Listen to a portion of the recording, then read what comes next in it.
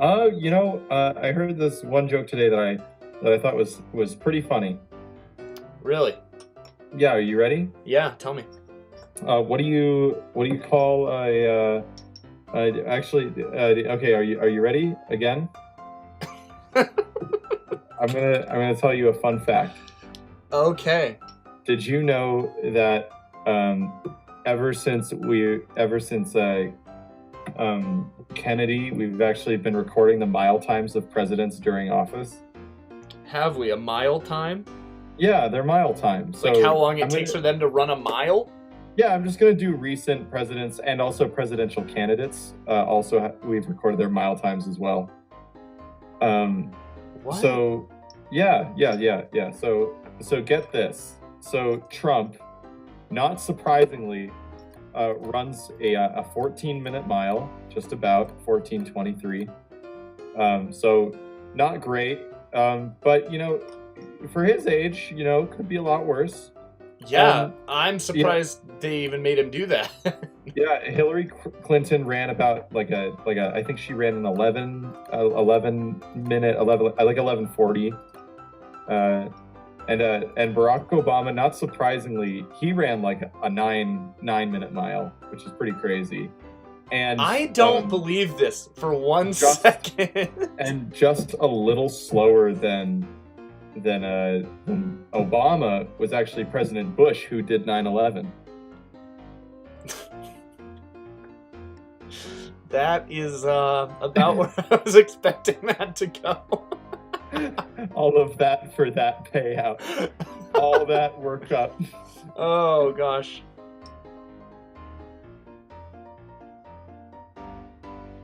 Okay, so I'm setting up the server right now. Fantastic. I'm guessing social, cooperative probably. Yeah, we want to play cooperative. Okay, so we are gonna do that. PvP. So I'm off. pretty sure I'm terrible at this game. I'll just put 2 players, and then the password is gonna be straight up, no caps. With an 8? Yeah, Sick. and then I'm gonna call it to Whitey's. Do I browse your game? Can Or you? how do I? I just think you can I'm send me an launching the invite. server right now, and then I think I'm just gonna Invite me. yeah. Sick. Yeah, I've barely played this game. I own it, but I've barely played it. Have you played either version? Yeah, no, I played a little bit. I've put my hands on the game before, but Aye. We're probably gonna die. I'm just telling you that now. oh, I'm almost certain we will. Ooh. Oh, did my Don't Starve explode for some reason? I'm just on the menu. Hold on, I'm gonna restart Don't Starve really quick, Okay, here we go. just because it's being dumb. Hey, Don't Starve, can you just close already? Thank you. There we go. Have any idea of what character you want to play as? I don't know. I need to look at them again to remember who is my favorite. There's like Woody. Did you send me an invite? No, it's generating the world. There you go. Oh. It's just.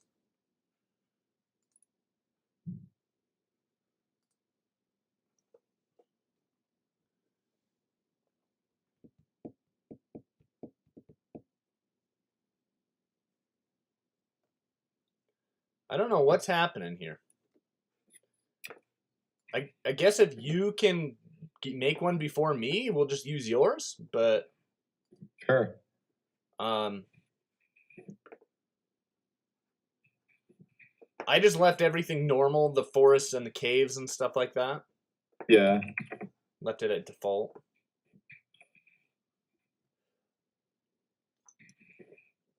Oh. Let's see here.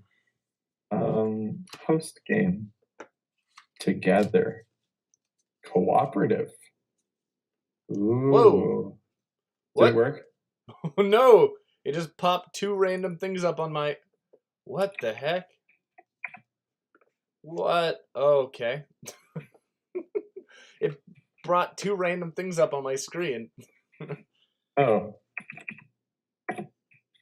Alright. Okay, as soon as this loads. And if this doesn't work, we can just play like Tricky Towers. Yeah. Okay. Here, I'm generating a world.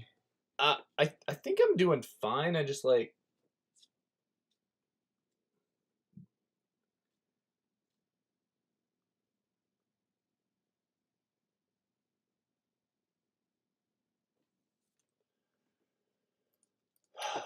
I think I'm good to go. Are you? Yeah. Here, let me give you a fat invite. Yeah, I'm just having like problems. You know, I think my computer just decided it didn't want to make what the heck?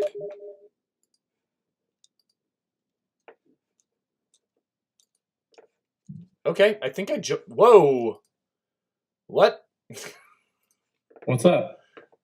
It just closed closed the program. Huh. Give me one more try and I'll get on there. Yeah. Here's what I'm gonna do. I'm gonna get off of here. All right. Yeah. Send me another login real quick. Okay. Yep. And invite.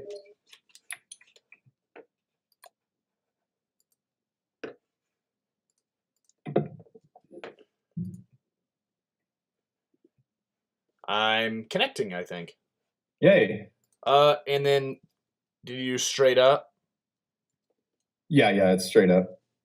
The same password that you did, all lowercase. Yep. I think I am in. Yeah, I see you. Hopefully it even. Oh, you see me? Yeah. Well, I'm loading apparently.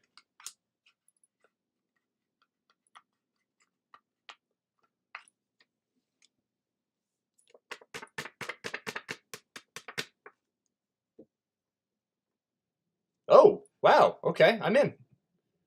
All right. Yay. So cool. Do we want to just do it here? Yeah, sounds whatever you want to do. That works for me. Wow, I've never played as Winona. Great. That's a new character. I'm gonna play as the Spider Boy. Oh, you are? Yeah. I think you have to eat like rank food or something like that. I can't remember. I don't think you have to do that. But who knows? Anyway, what do you want to intro real quick, and then I'll immediately bring it up with what I kind of have. Yeah, no, you go ahead and do the intro this time since I did it last time, unless you want me to introduce. Yeah, I can introduce. Great. Hey everyone, welcome to the Straight Up podcast. As always, I am sitting here with my best friend ever, Tom. Oh, What was that? it's me, Again. Tom. Of course, indubitably. And today, while we talk, we are going to be playing a little bit of Don't Starve Together, and hopefully we will not starve together. That's the hope.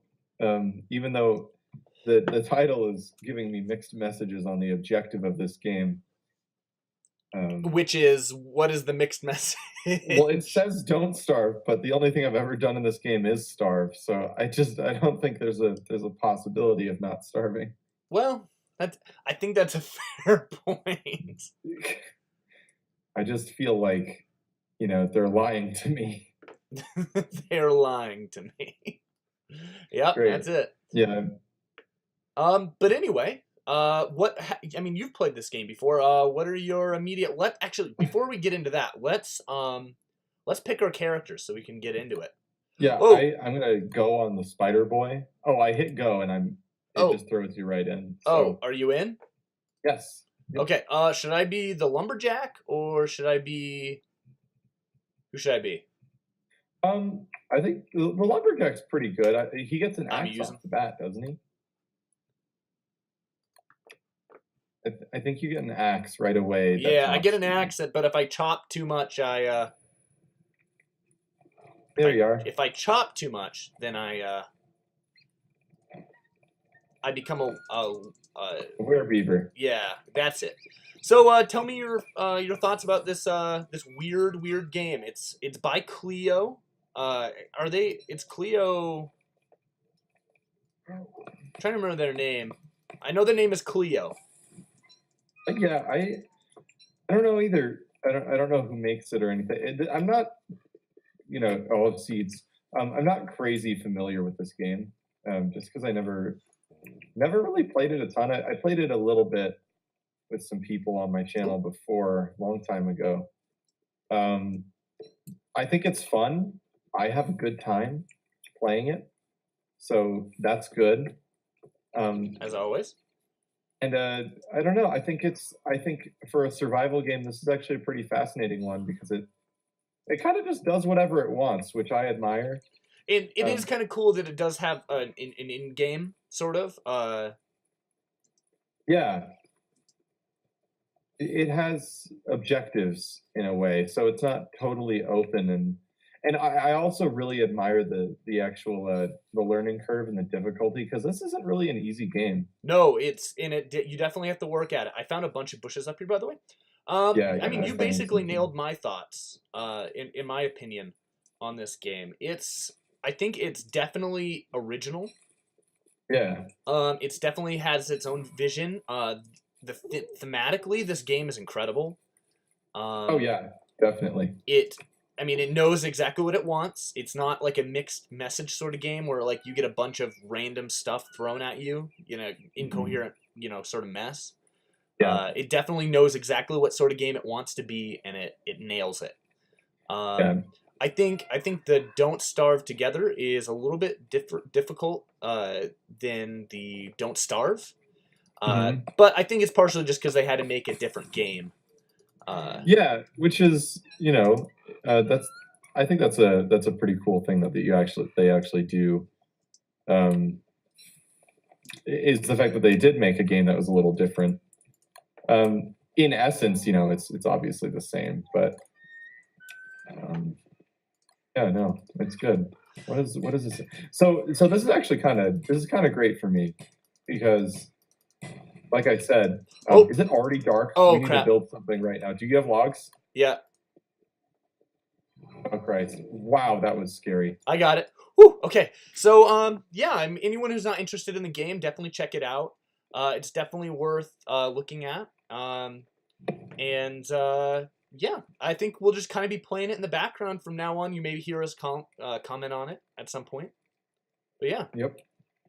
Great. Well, Mac, you know what? Tell me about tell me about something interesting you learned this week. okay.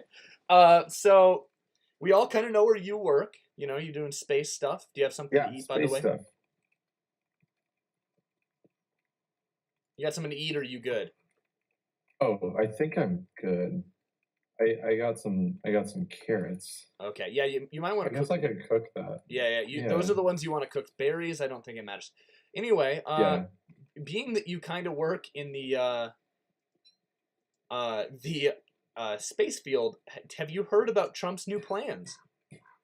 Are you talking about Space Force?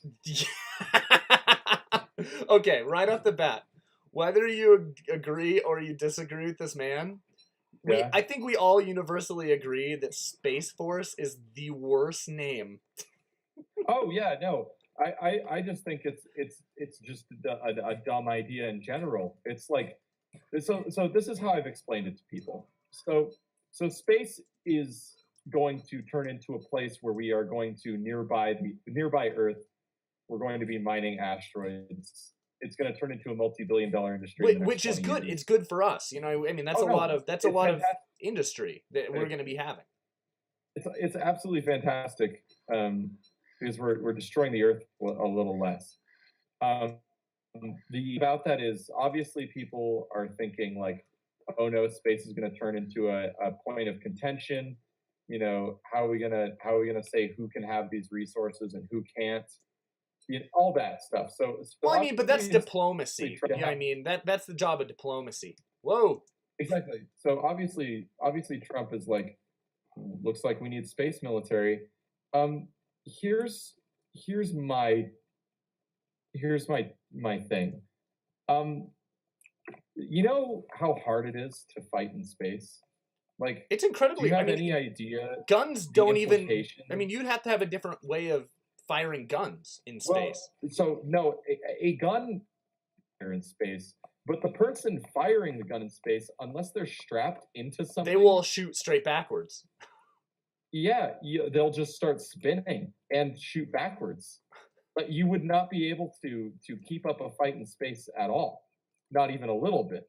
So completely asinine to think that we could even fight in space in any conceivable way. Even if we had a large jet fighter or we had some sort of thing that we're like, yes, this is a space weapon, unless it's shooting down into orbit, it's not going to do anything for us because fighting in space is stupid. So why would anyone fight in space when we could just fight on Earth and then go to space to take our stuff? Right. Okay. It's just dumb. This is my counter to I will play devil's advocate here. Please do. Before I do, where are you? I I went. Okay, I don't think we're situated the same. Probably I went northish. I don't. Usually we see where we are. Oh, wait, is there a map? Yeah, that's what I'm saying. Oh, Like I can't even see direction. Maybe if oh, you head into a dark zone, I can't see you. Oh, I see no, you. no, no. Oh, there you are. Okay, thank goodness. Anyway, let me play devil's advocate for a second. Yeah, go for it. I think we should set our. Where should we set our base up at? No, we should be near some more fertile ground. Yeah, let's. Do you want to head south toward those bushes real quick? Yeah, I think that might be a good place. So anyway, okay, my devil's advocate is that whether or not soldiers are irrelevant in space, right? Yeah, People in spaceships are having a presence in space, right? I mean, the military, and this is coming from a guy whose wife is in the military, right? yeah. The military performs other roles than fighting, right? Oh, yeah.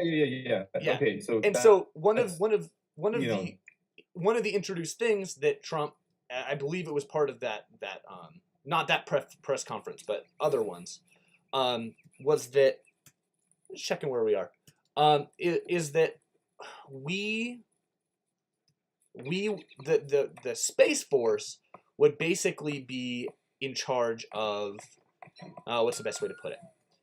They would be in charge of not. They would be in charge of helping people, right? And then they would also be charged with cleaning up space, right? So debris, yeah. right? So in a sense, I guess what I was like, haha, Space Force, you know, Uh-huh. I wasn't. I'm gonna build a fire pit right here, like a permanent one. Yeah, that sounds good. So yeah, my problem with Space Force isn't the fact that you know Space Force wouldn't be useful, because I do think there are specific things that Space Force would be useful for. You know what I mean? Yeah. What I do think though is that Space Force is the stupidest name ever. Yeah, no, it definitely is. And And you know, yeah, continue. I work basically with military, you know, so I'm not against, you know, it's No. just like, Yeah, and I the, don't think you are. I just, you know, I was just playing devil's advocate. yeah, no, it's just the implication of, it's just there's a lot of dumb. Well, and so for me, what does Space Force sound like to you? Well, it sounds like knockoff Star Wars. It, I think everyone can get on board with that. I also think it sounds like a really bad like I can only. Oh no, Oh, hey, you're a werebeaver. That's good. is it? I don't know. Well, I know it's bad for my psyche. I know I'm not gonna attack you, but Yeah, I'll be fine. Like, who even cares? you can pick up those trees, by the way. It sounds like a really bad like Japanese TV show. Yeah.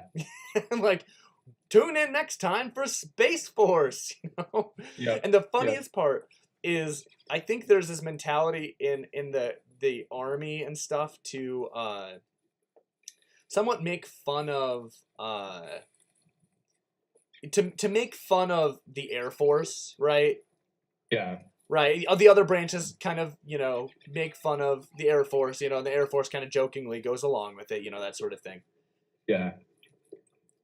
My favorite part about the entire thing is both Army, Air Force, and the Navy all just laughing about how stupid the name is. Yeah.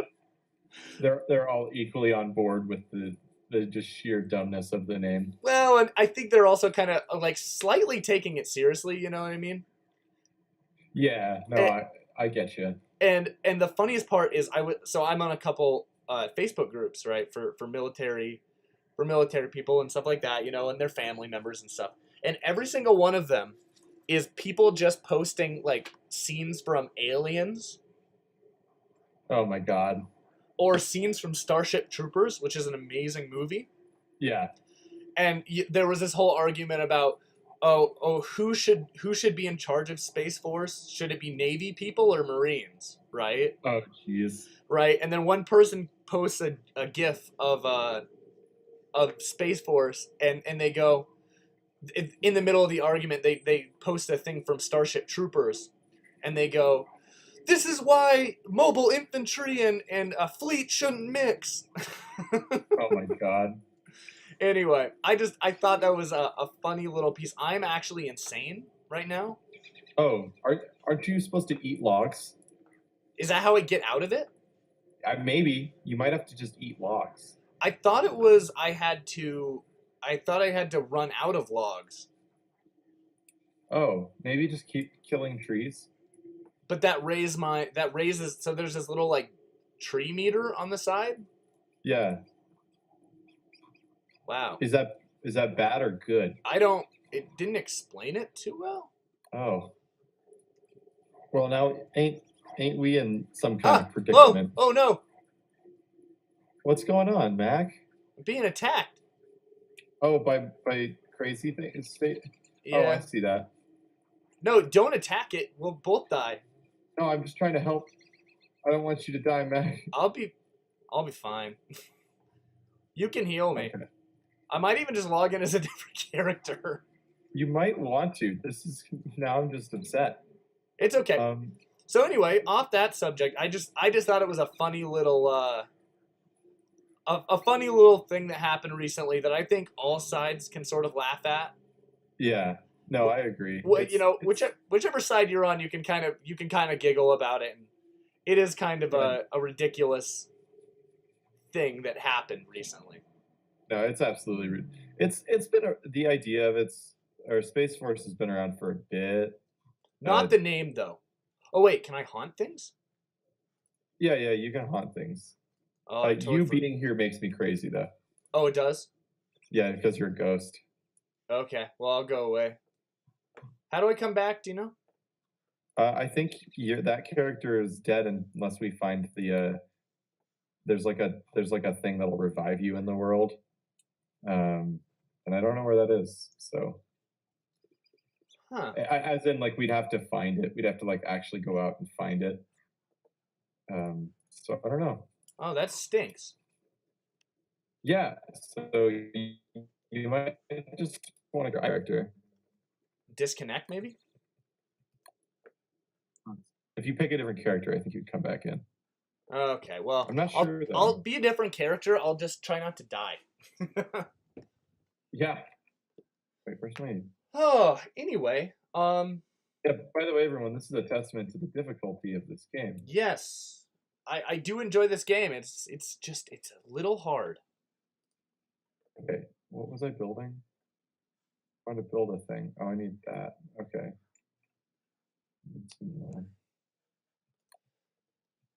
All right. Let's see if I can join.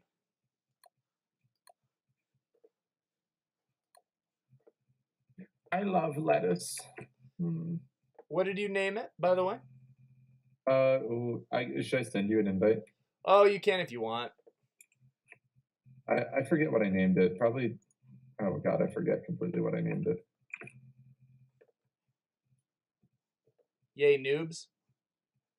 But no, it's not Yay Noobs. It's it's something you definitely recognize. Totally forgot the name of my own game. Here, let me just send you an invite. Yeah, yeah, you do that. Anyway, why don't you tell me about your week? Anything crazy happen? No, nothing. Oh, this is actually really exciting. Something did happen. Kind of a big deal. Uh, I ran into Kevin Bacon on a hike.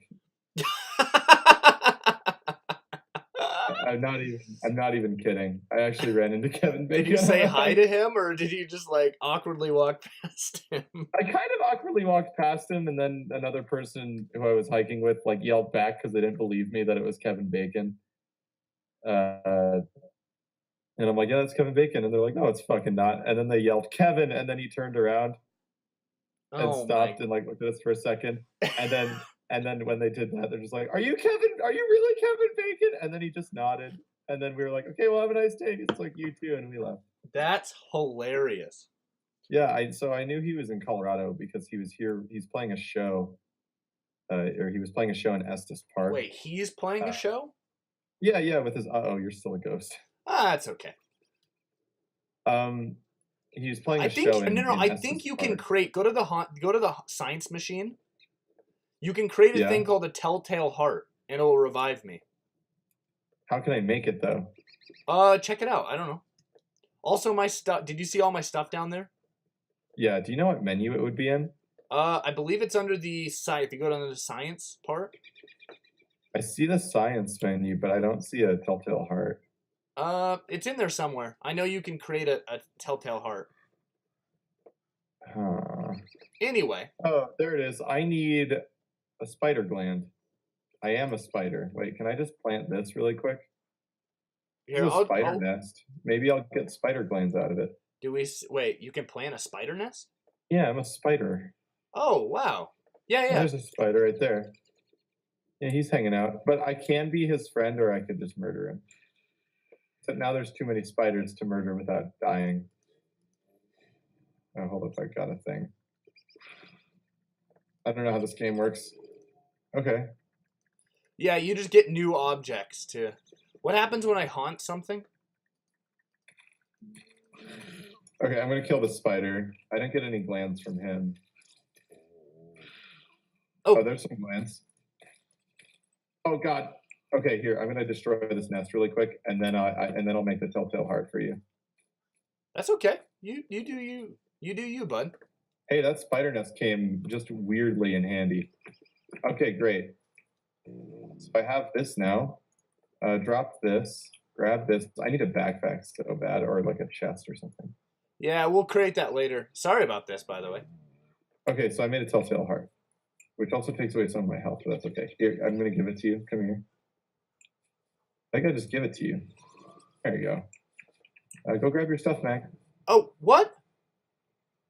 You stole a beaver? I'll just do your thing and just... All right. There we go. That's pretty. Okay, science. Thermal measurer. I don't want that. I want a cartographer's desk because that would help us have a relative location. Yeah, see, you're eating logs now. You're killing it. Don't go too far away, though, Mac. I don't want you to die again. I think it'll be fine. I just... Oh, yeah. Oh, crap. Yeah, the monsters reach out of the darkness to murder you. Yes. Hey, look, you're a human. Yes. Holy crap. That's encouraging. Anyway, I'm just going to try to not go crazy anymore. So anyway, so you saw Kevin Bacon. Yep. I exchanged hiker pleasantries with actor Kevin Bacon. What's your favorite Kevin Bacon movie? Is that even a question? Do I have to tell you Yes. that it's I mean, because Footloose? there's a couple Kevin Bacon films that I really enjoy. Which ones? Well, I mean, obviously there's Footloose. Yeah. But other things. I'm a fan. Have you seen the movie Super? No, actually. It's got man, what's his name? He was in The Office. I honestly have no idea. I need to not go insane, so I need flower petals. Um, Okay. I'm not paying attention to me needing to probably eat stuff. Can I eat monster meat as me? I think you can. Yeah, I think I can. Um, Other good films. I mean, you've never seen Super? No, I actually It's haven't. got Rainn Wilson in it, Okay. and he plays a mentally unstable person. It's directed Okay. by James Gunn, I believe. It's about a mentally unstable person who decides to become a vigilante superhero, Oh, I think I've heard of this. and he carries like a pipe wrench around, and it's kind of messed up. Yeah. Oh god, I hate these frogs. Yeah, no, I think I've actually seen that before. Or heard of it. Maybe not. Yeah. So, well, I mean, other than that, I mean, you kind of say, "Oh, it's an obvious question," but what is your favorite Kevin Bacon film? Honestly, I have to say Footloose. I just Footloose is really very do good. like Okay, so Footloose. if we were to remove Footloose from the equation, which one would you pick? Out of fucking, I need to make a new axe. I don't know. It's been so. I feel like it's been a long time since he hasn't made a lot of movies recently. I know that. If all the Tim Allens fought all the Kevin Bacons, who would Which win? side would win? Yeah, Tim Allen's more diverse. I gotta give it to Tim Allen. I'm sorry.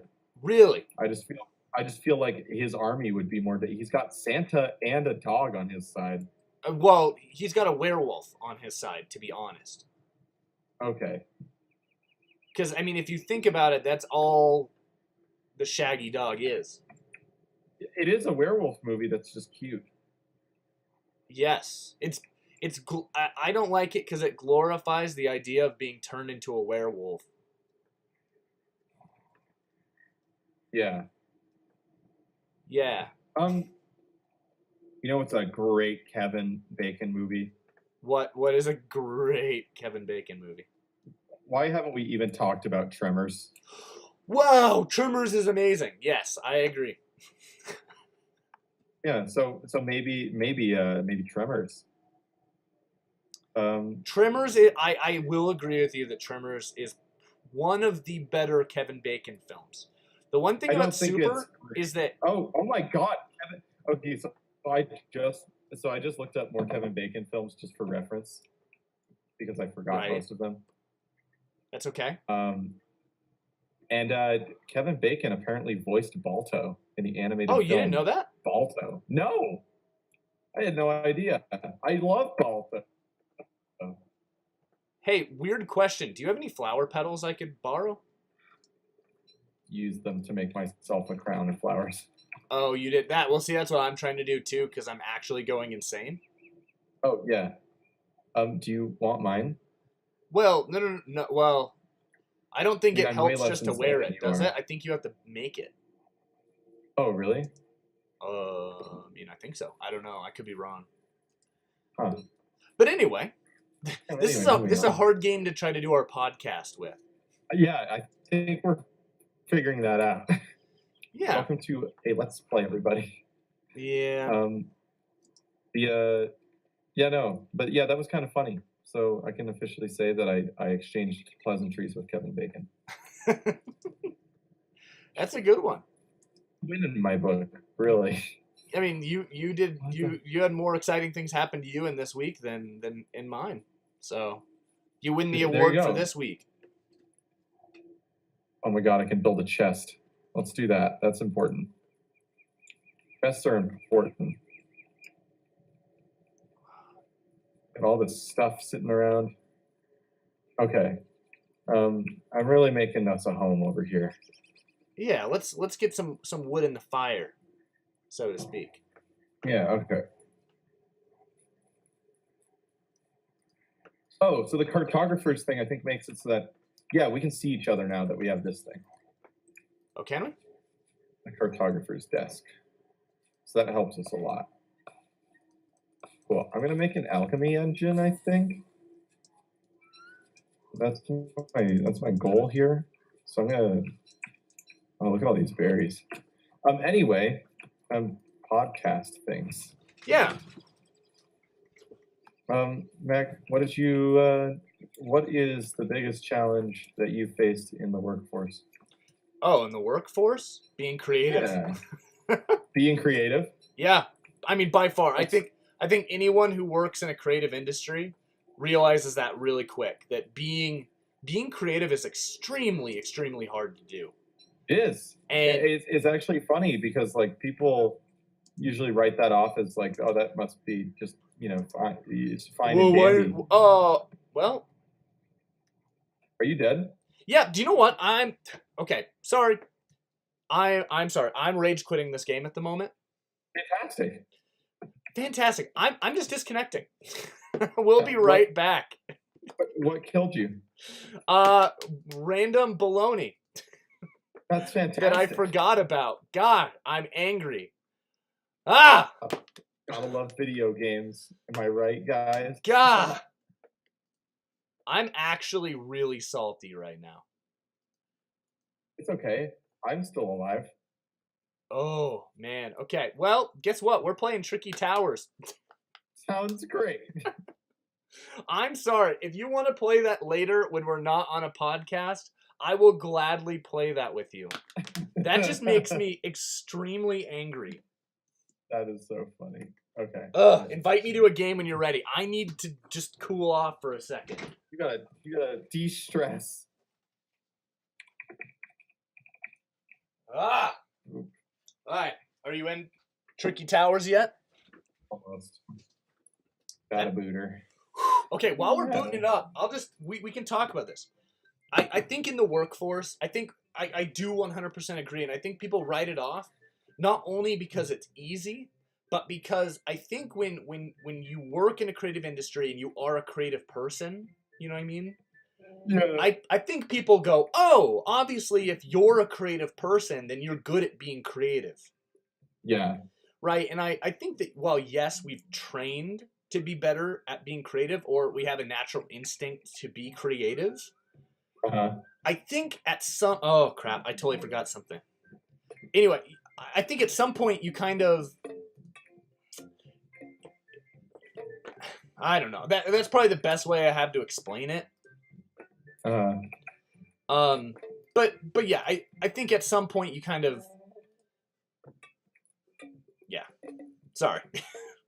No, I know what you mean. Like, I think I'm getting at what you're saying. Yeah, it's like... I can say it better. I think at some point you kind of learn how to push through, because as a creative person, you deal with dry spells, writer's block, with, not being at the tip top, you know what I mean? Mm-hmm. Yeah, I don't know. Working in a creative industry is interesting. It's not easy, that's for sure. It's fun. Taxing. Yeah, it's fun, and I definitely would never do anything else. You know what I mean? Oh yeah, no, this is definitely like I'm on the right path, but it has challenges, like when a lot of stuff has already been thought of, and so like to be able to come up with solutions to problems creatively that either haven't been done before, or do them in a new way that's fresh, or be able to appropriate them in a good way. It can be really taxing and difficult because there's no right answers. Right. No, I agree. I definitely agree. Yeah. So it can get difficult sometimes, especially when you're given a lot of creative freedom.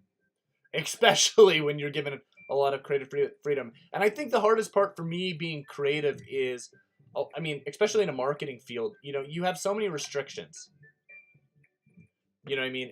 And restrictions are good. You know what I mean? Yeah. I definitely think you need restrictions to be a good artist. You know what I mean? I'll accept it in 1 second. You definitely need them to be good, because if you were just left free to do whatever, you have no restrictions, we'd never get anything done. We just keep working on the same thing until we thought it was perfect. You know what I mean? But yeah. What I often say to people is what drives me creatively and why I'm a graphic designer and I'm not like an independent artist.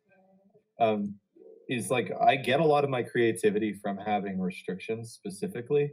Yeah, definitely. Being blatantly creative just out of nowhere, I do it and it happens because I love to make things and like, but the times when I'm most creative are when I have to navigate my way around obstacles. Right, yeah. And someone says, "Hey, to, this is your problem, fix it." You know what I mean? Yeah. And you got to do that.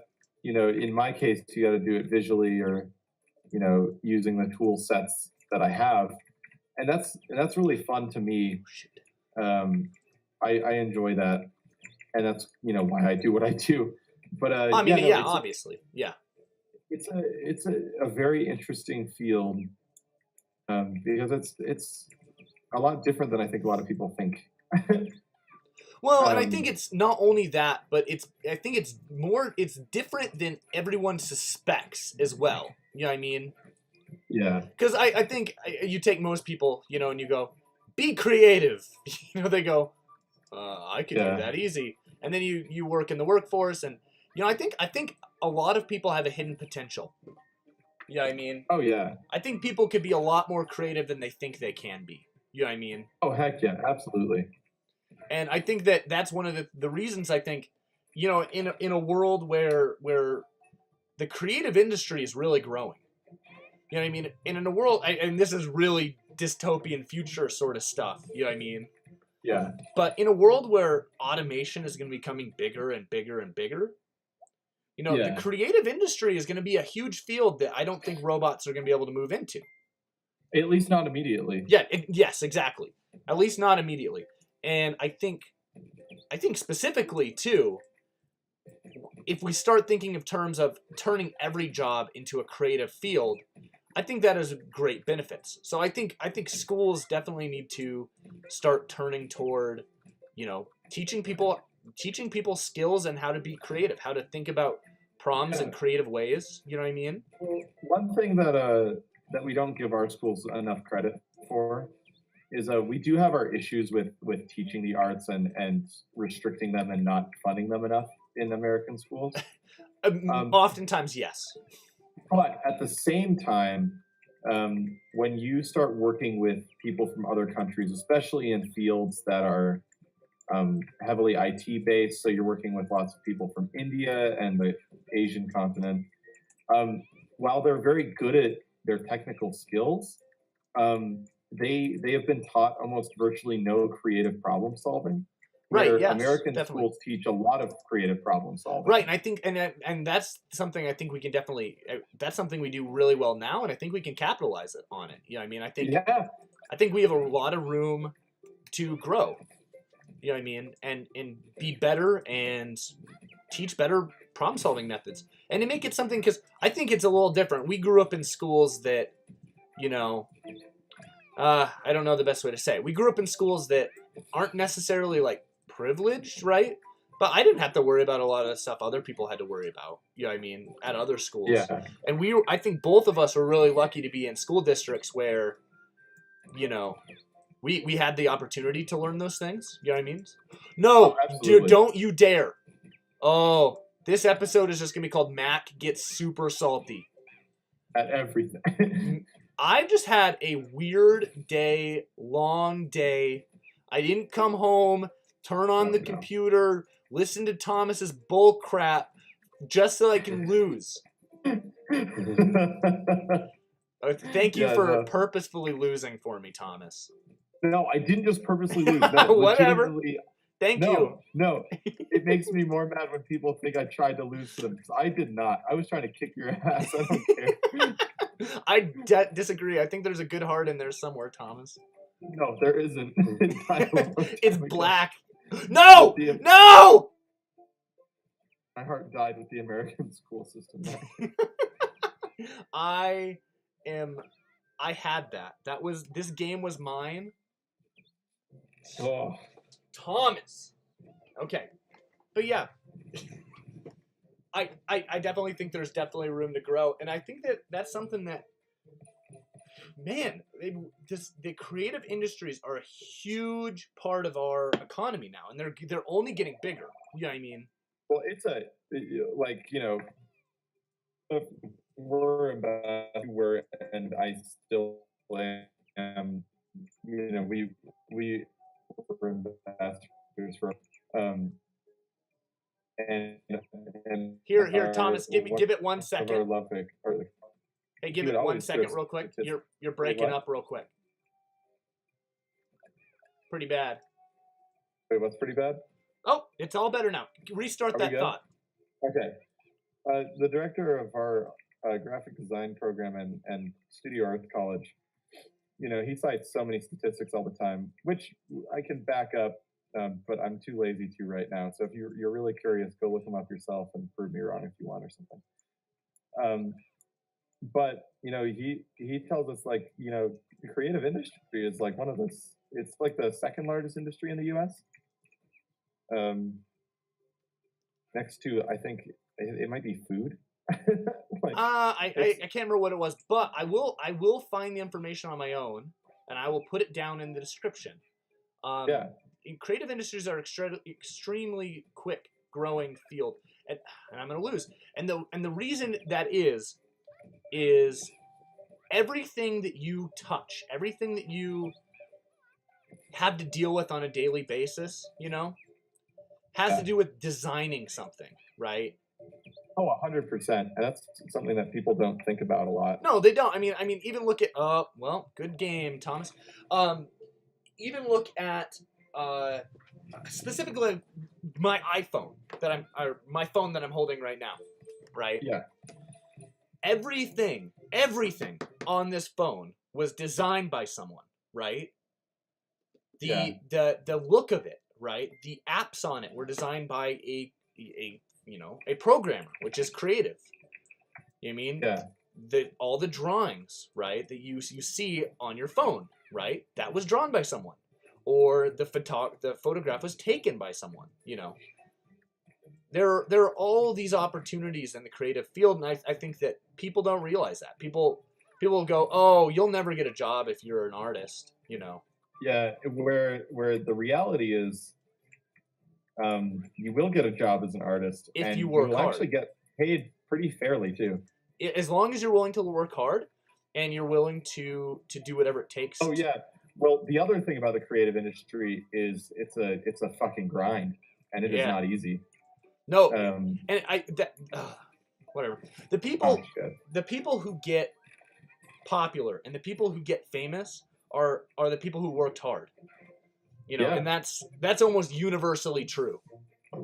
Yeah. I don't think there's one person in the creative industries who got there on accident.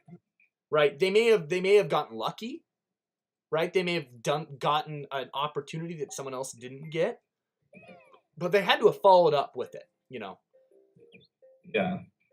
They had to have done something different than anyone else. And that's something that I think is definitely cool about arts and about being an artist, is that if you work hard and you do stuff, you have a good opportunity, like us. Oh, absolutely. Yeah. And sometimes in industries that you never thought you would get a chance to work in as an artist. Yeah, because definitely. Almost everybody needs artists, whether you're working for a agency that does art for other people who don't want to have internal agencies, or like me, you're working for an internal agency. Or I mean, like even me, if you would have told me freshman Mac, in film school, that I'd be working for a car dealership, right? Yeah. I wouldn't believe you. But I mean, there's all sorts of things. Everyone needs creative help, and they know it. You know, they go, you know, I just need someone to make videos for me. You know, oh, I need Yeah, someone to make my website. You know, man, it's that simple. Like, and it makes so much sense when you think about it. Like, you know how much power you have when you have control over someone who knows how to animate. yeah, Like, definitely. your quality of communication goes up so much, and image is so big right now Yeah, and definitely. in our society that like not having a good image can really screw your business up. Well, and here's the other big thing. It is so expensive to use other people's like pictures and stuff. Yeah, Like, I mean, there are some great sites that you can get like free copyright free images, you know? yeah, But man, if you want to get good images, it is expensive. You know what I mean? yeah. And it gets expensive quick. You know, you can Because have there's enough people out there that don't want or don't think they need it, right. and so they're willing to pay for it. Um, but yeah, Well, and then there's other people who just they go, "Oh, I can just use whatever picture I want," and then they get sued. You yeah, know? they get sued really good. Yeah, and I mean, I believe the first copyright infringement fine, I believe, depending on how bad your copyright infringement is, it's like $500. So like a home business, like a local business in Bozeman, they steal an image, right? Yeah, $500 first fine. yeah, and sometimes they don't even know they've done it. No, So even if you have a creative person as a resource to contact is important. yeah, even if you say, "Hey, would you be willing to come down and," you know, because I mean, most businessmen, if you walked up to them and said, "Hey, you can get sued so easy for using other people's images. Give me a call, right? I'll do it for $50." Yeah, exactly. That's huge for someone like that. They're gonna go, "Wow, okay, you know that's definitely worth it to me. You know, I'll definitely look you up." I know exactly. Like, dude, it's such a big industry. People don't realize how much goes into it. So, with that being said, what we're trying to say here is, damn it, go into the creative industry. You'll be very fulfilled At if least that's you your know, and thing. that I don't even I don't even know if I want to say go into a creative industry, right? Give it a try. Yeah. You know, don't let other people tell you that you can't do something creative, right? If you Well, have a yeah, drive, that's yeah, basically what I'm trying to say. Like, yeah, don't get scared away from it because there's a stigma against it. Because it's a very profitable and very rewarding industry to be in. right. And if you have hustle, if you have drive, if you're passionate about something, man, is there opportunity for you? You know what I mean? Oh heck yeah. If you're good at what you do, you love doing it, and you are willing to fight for it, you can do anything. You Yeah, know? well, I tell incoming students that all the time because I think it's important that they know, like, this is an avenue that is available to you, and you need to take advantage of Well, it and, and because and that's I think that's the sad part too about that. That's the tragedy of the creative industry, right? I think people's eyes when they become open to the creative industry and what like wow, there actually is a job for me, you know, in film yeah, school. You know, I can get a job after film school. It mm, opens people's minds. They go, wow, I didn't realize that I could get a job, you know, like this. Or yeah, like that I can actually get a job at all.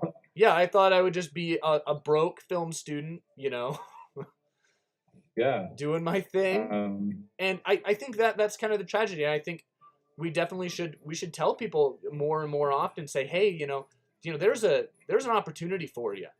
You know, if you're passionate, you want to yeah, do it, you can do it. Like there are so many jobs out there for you. there really are, and like, and I love talking about it, and I could go on absolutely forever because I'm obviously passionate about working in the field that I work in because you meet also some of the best people working as a creative. Um, You meet all sorts of and people, yeah. you meet just such fat like I've met some of the craziest people working. Like I've met people that have worked for Disney and Blizzard and Don't get and me I've met wrong people. though, people who work in the arts are nuts. Oh yeah, but absolutely in I mean, the look at best way us. possible. Yeah, exactly. I'm absolutely Just batshit end it, crazy. Thomas. Just end it. No. Oh. Just put it Oh. right on Should top. No. I have to keep going? I Huh? hope your entire thing falls over. Oh, it will not. I will hold. Oh God. You think I can keep going? Oh, I know you can keep going and making me a little salt. There we Uh-oh. go. Yeah, You're I still think gonna that's beat me right. though. Anyway, so talking. Can I tell you the one thing? I want to hear this from you first, and I'll tell you the one thing that makes me angry. Okay. Yeah. Yeah, that grinds your gears. Okay. What is the number one thing that like? Because there's a bunch of good things about art school and stuff like that. Yeah. But what is the thing that like was the worst part about graphic design school? Oh my God, man. Realizing just how uh, mediocre I am. So what I mean by that is oh fuck, there's wind. Um, so what I mean by that is, so I started graphic design school after I was in business school for a bit, and I'm like, I don't want to do business for the rest of my life. I don't mind business, but it's just not my life path. And so I said, screw business. I'm going to go do graphic design because I always wanted to do it, and I'm not going to let money scare me out of my business.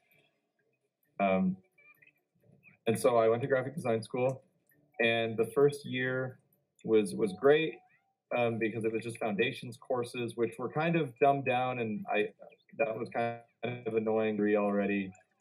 Because I did a lot of graphic design on the side already, and I'd been paid for it and everything, and so that was kind of like, I don't want to listen to all this theory, but in a good way, it's a good reminder. So I embraced it, which I give that advice to anybody. Always embrace the basics because you never know what you might learn again. But I got into the graphic design program, which you just take after your foundations. You're then allowed to take graphic design classes. And before that, I was never really actually. I was never a great illustrator. I was never particularly good at a certain art form. I wasn't like great at rendering things realistically or anything like that. Fuck, this is hard. Yes. Um, Yes, it is. I wasn't good at that stuff. I just really wasn't. So I never saw myself going into a creative field. I played the cello. That was the closest thing I had. But I drew, but I drew more as like I drew as a kid and I doodled and it was never really serious. And I had an interest in creating things, but like it never got to a point where I thought I could do it as a career. But then I said, screw it, I want to do this because I love creating stuff and I want to know how to do it on my own.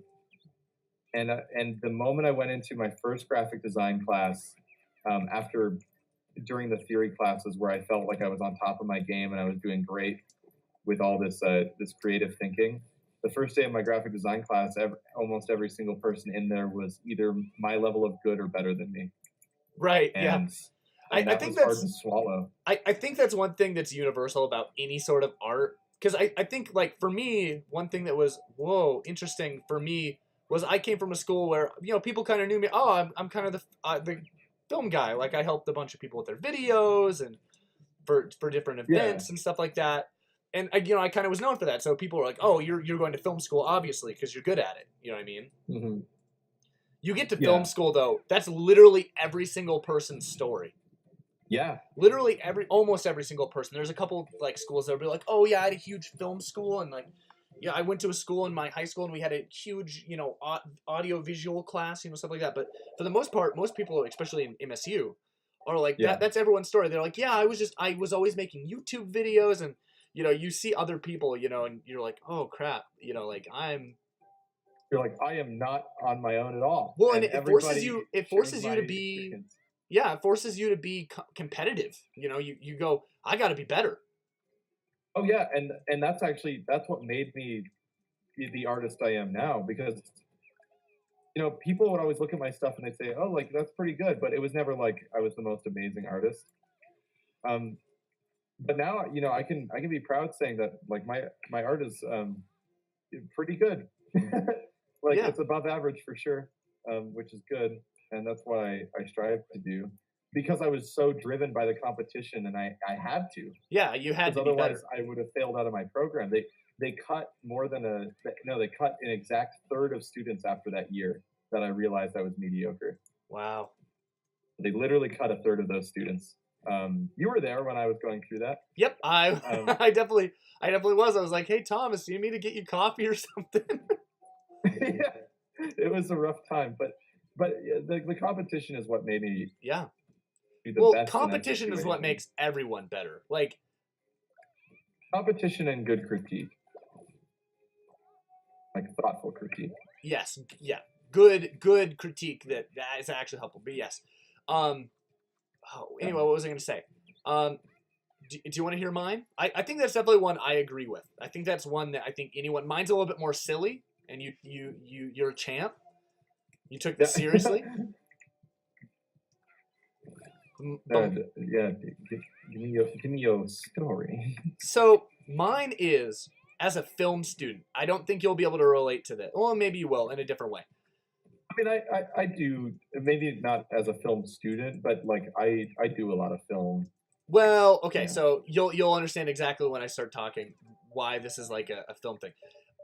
When you take film classes, right? You will spend Yeah. hours upon hours just watching films. Yeah. Just you'll have entire classes where you'll have four oh good job Thomas, you'll have entire weeks of classes, right? You'll actually have the entire thing. You'll come in, the teacher will talk for 10 minutes in a 3-hour class, right? And then you'll Yeah. watch 2 movies, Yeah.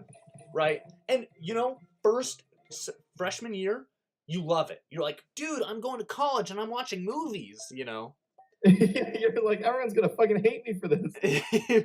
But after that, though, it becomes the absolute worst Yeah, I can imagine. because you start because they force you, right? You're not just watching films, right? You're critiquing them. You're having to think about films in different ways, which is good, right? Well, yeah, obviously it's good. But you also get sick of watching films, sort of like you watching films becomes a chore. Like if you watch films outside of class at all, Oh fuck.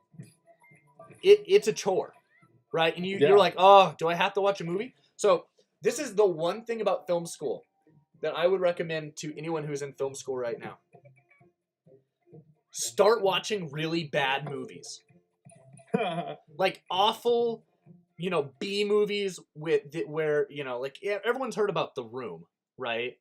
But Oh yeah. there's so many good ones, and Thomas, I have a little thing prepared of my favorite bad movie directors. Okay. Yeah. So I was wondering. I mean, these guys are the big names in bad movies. Yeah. Like these guys are like, I mean, they're the Steven Spielbergs. They're the Orson Welles. These guys are the big names. You know what I mean? Yeah. So just wondering if you heard about any of these guys before. So I mean, obviously the first one is, I mean, we've all heard of Tommy Wiseau. Well, yeah. The man who did The Room. Right, but people don't realize that's the only movie he's ever made. Ever. There are some directors, artists that make hundreds of films and they're all awful. Just as awful as The Room, if not worse. Okay. So here are some contenders for some of the best. Have you ever heard of Neil Breen, by the way? No. Wow, okay, we're gonna have to fix this, by the way. I said that with so much conviction. Why did I say that with so much conviction? I have no idea, dude. I was really convinced that I didn't know him. So he basically, in every single film, he's the same character. And that character And of course, is... he's in his own films too. No, Mine is taller than yours, and it makes me angry. I know. No, okay, so he stars, directs, writes, does his own cinematography, he does his own catering, he edits himself, and he produces it himself. Oh my god. And in every single film, he's the main character. And he's always like this really cool guy who like he's usually like, oh, I'm a special forces operator. I'm also the best hacker in the world. Okay, they're incredible, and It just sounds like every movie that like an 11-year-old kid would make. no. I'm not even joking. That's what they are. The problem is that I wish I could be joking with you fully when I say this, but okay. It just okay. I have a list here of like movies that he's directed, ones that you should definitely look into, Thomas. Maybe we'll have a bad movie night, and that can be one of our podcasts. That would be fantastic. Actually, I would love that. Whenever you're getting back into town, we'll watch a couple bad movies. And yeah. Oh well, that's fun. But okay, so for example, he did Double Down. Great film about a man who the government killed his wife, so he's going to use broken laptops and weird like cell phones to put an anthrax bomb off in Las Vegas. Oh, of course. As one does when the government kills your wife. Other films, he has Passing Through spelled wrong, by the way. He has a movie called Fateful Findings. And I Am Here, ... now. No, he put an ellipsis in the title. So they're all pretty good. Fateful Findings is really weird, and there's no way to explain it. It's nonsense the entire way through. Things that happen in Neil Breen movies, by the way, he always destroys laptops. Okay. No matter the movie, he punches laptops. Or he throws them, or he spills coffee on them. Just loves to destroy laptops. I don't know what his problem is, but he loves it. If it makes him happy, I'm happy. Yeah, and he's always in love with a girl, obviously. So yeah. Other bad movie directors. You definitely need to watch Double Down. Fateful Findings is pretty good, and I Am Here Now is also a classic in the bad movie genre field. It's one of those classic movies that you just can't get enough of. Good. I cannot fit any more, I don't think. Oh, damn it. Wow, that was a really good stacking. Yeah, I felt good about that one. So, another person. Have you ever heard of Lynn Kabasinski? No. He's like I don't know. He's the Christopher Nolan of bad movies. Okay. Now, Lynn Kabasinski's first ever movie, I believe it was Swamp Zombie. That is a good movie, I've heard. Have you heard of it, actually? No. Oh, okay. I was about to be like, I'm impressed, actually. Like, I'm so proud. It's a very underground movie. It's hard to get your hands on, but if you can get your hands on it, man, it's wow, it's a doozy. It's actually almost an okay movie. With one minor flaw? Well, it's actually just an okay movie. That's the way to say it. It's got weird martial arts in it.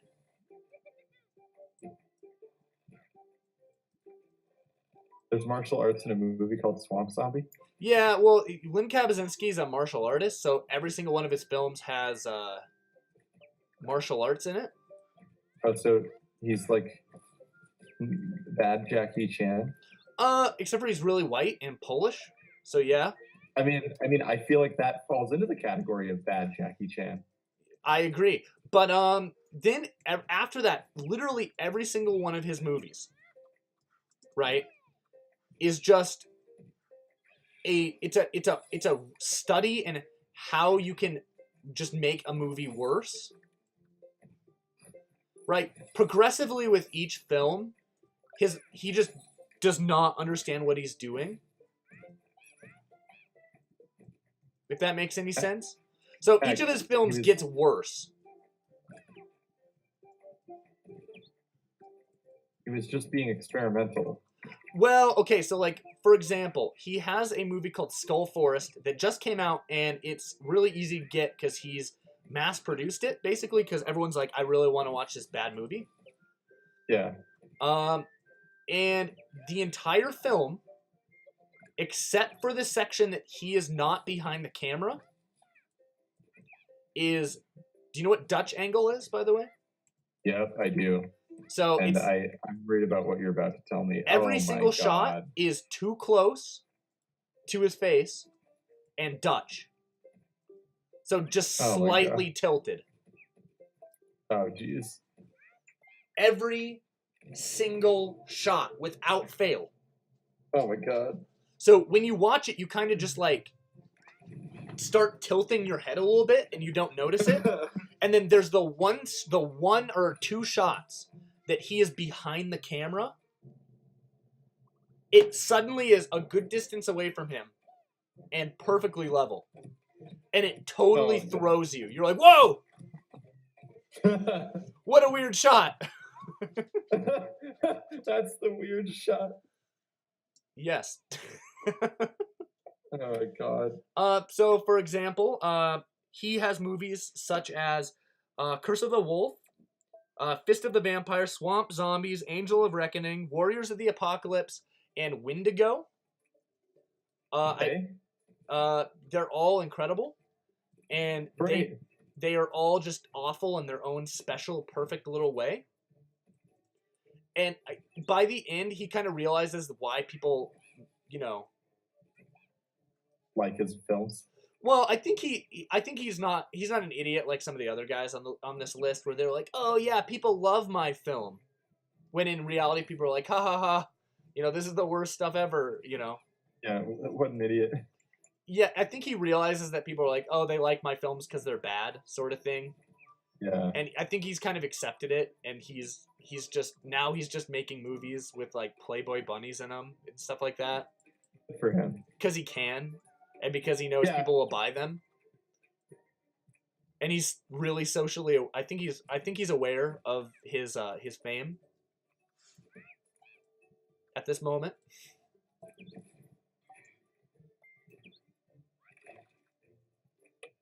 You still there, Thomas? Yeah, no, I'm still here. So I'll move on. I mean, he's definitely a special guy. But then, okay, this one's one you may have heard of, and we have to watch this movie because it's actually a work of bad art. Right. Okay, have you heard of James Nguyen? No. Nguyen, I think it's Nguyen. Nguyen. I actually haven't. No. Okay, he has a movie called Birdemic: Shock and Terror. I've seen Birdemic. Okay, he's actually a genius.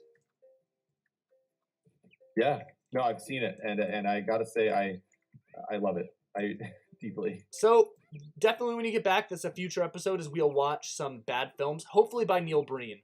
Another one's on a highlight list. I mean, I'm guessing you know who Paul Walker is. Yes. So there's a film called Tammy and the T-Rex. I've seen that as well. Oh, wait, didn't you watch that with me?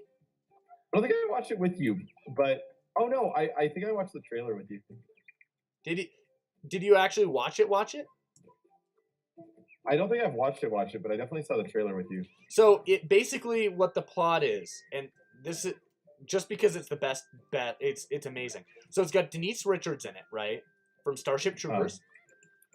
She's a very good looking lady, and she's a great actress. Not in this film though. She's awful. I'm gonna blame the director though on that one. But anyway, so she's dating this really douchey guy, right? And Paul Walker likes her, right? Obviously. Yeah, and she's a fine young lady. Anyway, so Denise Richards' boyfriend finds out that Paul Walker likes her, So he kidnaps him and throws him in a lion pit at a zoo. Not even joking. Okay. Right? Okay. He gets thrown in a lion's den, right? Yes. Then this is where it starts to get nuts. He gets attacked by a lion. Okay. And he gets put into a coma. Okay. It's not even got nuts yet. So he's in a coma in the hospital, right? An evil scientist steals his body, takes his brain out, and puts it in a robotic T-Rex animatronic costume. Okay. And it's a weird film. That's basically it. He gets put inside. Paul Walker, R.E.P. in peace, gets put into a T-Rex. Oh my god. It's awful. And it's amazing. And very offensive. Oh my god. I need to see these movies. Yep, that's definitely something I'm putting on our list. By the way, quick plug, and then I'll get back to the main topic at hand. If you have a topic you want us to talk about, write it in the comments. We'd love to, if it's something that we're interested in talking about, we will mention your name in said podcast, and we will. We'll mention your name and then we'll talk about it. Yeah, and definitely do it, because your chances of especially at this point talking about what you're talking about are very high, as we have a very small audience as of now. Yes. But back to the topic at hand. Basically, what I want to say is that that's my piece of advice to film students. If you're getting sick of watching good movies and you need like a little palate cleanser, you need to see what a bad movie looks like firsthand. I think that's the best way to do it. I am so lucky. Damn it. So, Thomas, oh my God, what would you like to talk about? I don't know. All I can think about right now is that we've talked about a lot. I don't know how long have we been casting? So we have been recording for about an hour and 17 minutes. Oh, okay. Yeah, because I'm getting kind of tired. Not gonna lie. Anything you can talk about? The reason you're tired, or? Oh, I mean, I had a friend come in who needed my quick assistance. They were in Europe and they came in yesterday and were like, I need a place to stay. I'm out of money. I'm gonna die. And I'm like, cool. And so that happened, and I had to help them out. Well, that's good of you. They staying at your place right now? Pretty cool. What? They staying at your place right now? No, actually, they're staying at someone else's place now. I dumped them somewhere else. Here you go, bud. Yeah, so they're fine. That's good. Good on you. I got to hear about fun Europe things, and we ate takeout Chinese. All in the day's work. You know what though? You got to hang out with them, and that's all that matters in the end. Exactly, and it was cool because they're a friend from Montana, so it was also really weird just to see someone in my home state from Montana. Yeah. Huh. Yeah, right. Because those are always kind of separated in my head. Yeah, you kind of I totally understand that. Yeah, that was kind of fascinating in a way. So I guess my biggest question is like, what sort of is there anything that you've been super interested in lately, like beyond anything else?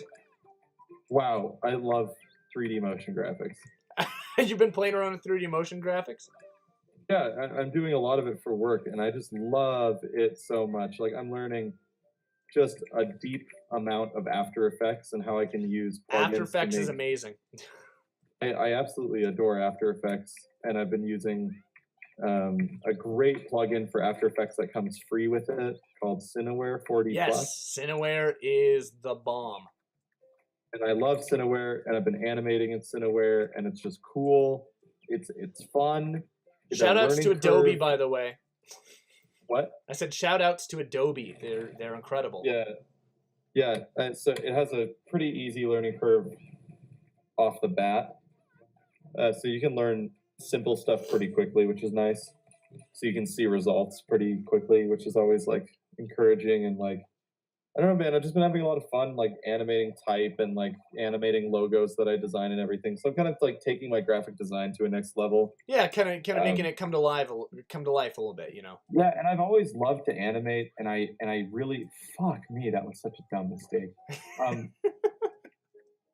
And I've always like the reason I'm a graphic designer really is because I really hope to eventually weasel my way into any kind of game design at all.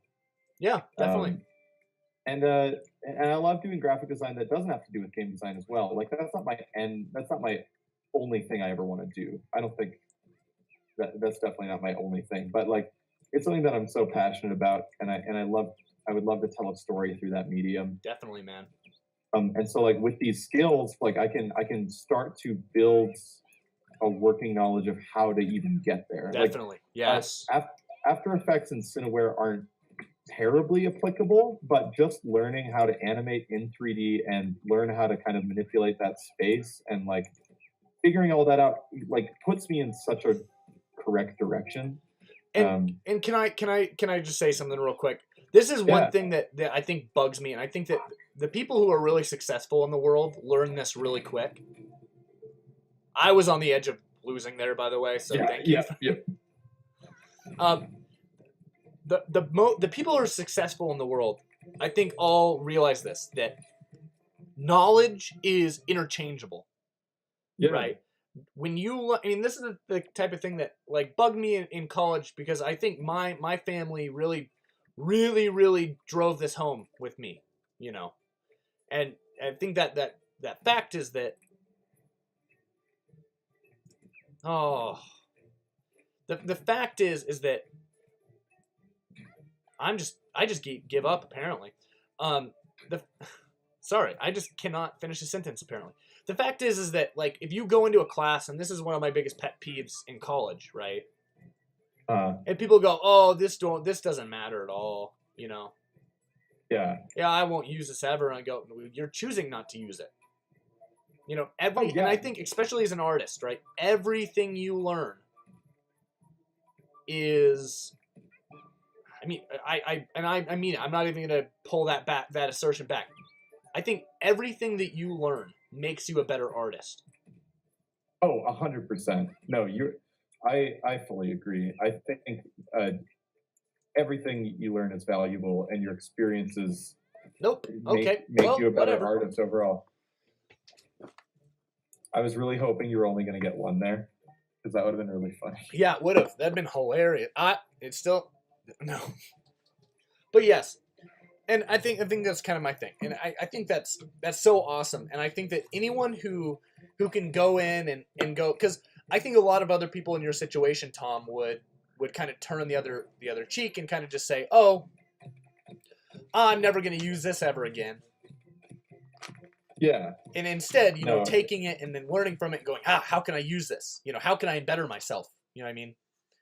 Oh yeah, no, absolutely. Like, I don't know. It's just like, you know, everything leads to something else, and I learn more because I want to be able to be that person who can do all that stuff, and has a mastery, and like, I don't know, it's like you know, when I eventually go into my own game development that I want to tell stories through, like, it's so hard to sometimes give other people your vision, right, and get it realized. And so like when I think when I do at least small projects, since I don't have a lot of people that would be able to execute certain things that I need, I found it easier sometimes just to learn a bunch of new skills myself to do it myself. Right, yeah.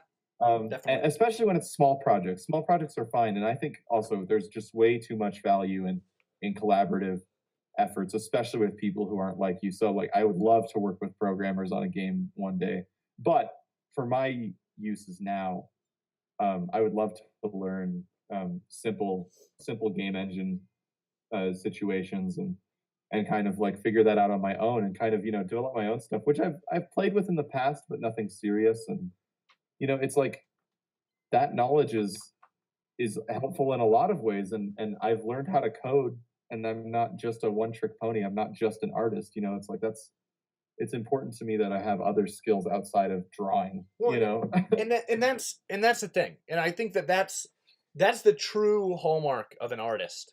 You know what I mean? Yeah. Are we going one more time? Oh fuck! I don't think so. I accidentally pressed yes because I'm tired. It's okay. Shit. You can hit escape and get out of there.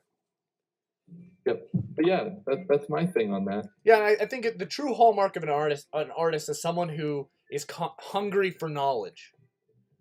Yeah, someone who is continually looking for the next thing. Trying to, because I think it's so easy, and this is one of my things I dislike about some artists, right? Especially in film and especially in games. Yeah. Is I feel like some people, they'll go in, they'll find kind of a niche, you know what I mean? And then they only make movies in that niche, or they only write books in that niche, or, and they don't expand themselves and they get stale really quick. Yeah. And I think that by, expanding your horizons, learning new things, not only are you stopping yourself from becoming stale, right? By, learning new things, inspiring your art, and stuff like that, It's awesome. But definitely, and that's one thing for me. If I had the opportunity to work for a gaming company, I mean, I wouldn't be much help in an artistic field, but more artistic field like what you would probably be doing, like graphics or something like that. But I am interested in game, production. Being a producer for video games. It's a very interesting field, and also game marketing. So that's pretty cool. Yeah, no, all of it comes together at one point. Like that's why I like having friends in so many different fields. Like you always learn. Yeah, together. definitely. Yeah, definitely. Sweet. Well, that was good talks and just wonderfully inspiring. Wouldn't you say, man? I definitely agree, Thomas. Great. Well, would you like to wrap it up? Yeah, here we go. Okay, everybody. Don't forget, if you go down to the description below, you can read a description, and don't forget to hit the big red button, and don't forget to jingle that bell, because you want to make sure you know the next time we put one of these up, which is usually on Mondays. Yeah, because Mondays. Facebook, they don't care. Yeah, so definitely hit that subscribe. Give us a like if you liked it, and make sure you leave one of those comments on something that you maybe want to hear us talk about. Make sure to subscribe, make sure to like, and we cannot wait to hear from you in the future. We love every second that you guys spend listening to us, even if you can't listen to the full episode. We're so thankful for every single second that you guys put into, listen to us ramble about stupid stuff. Yeah, it's great. It's really laid back. I like it. It's a good little hobby to have for the moment. It is, and I tell you what, I'm gonna finally make some fucking graphics for this when I get like literally a free day. You're okay. We're just being super chill at the moment. Heck yeah. Anyway, thanks again. You guys have a good night. Yeah, night or morning. Wherever it is. That'll be a different thing I think we talk about is how weird it is talking to people through videos. Yeah. Anyway. Alrighty. Alright, I will talk to you later, Thomas. Alright, see you, Mac.